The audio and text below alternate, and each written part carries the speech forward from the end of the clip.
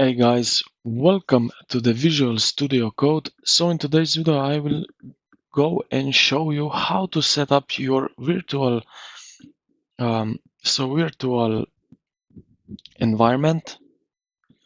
Uh, so let's get straight into it. First of all, you will find here in the right bottom corner some numbers 3.1211.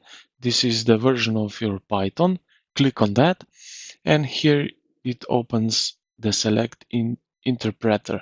So you can then choose between create virtual environment, enter interpret path, or you can choose one of those which you have in your suggesting. So we will click here on create virtual environment. Then you have VNV or Conda. So whichever you use or you want to use it. So I will use VNV.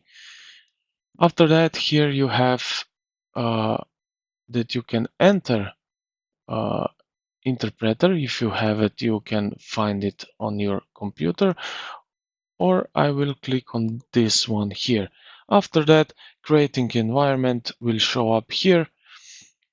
You will need to wait a little bit. Also here on the left side, you will see that in your project here, uh, environment opened up. So you will have these libraries right over here in this environment.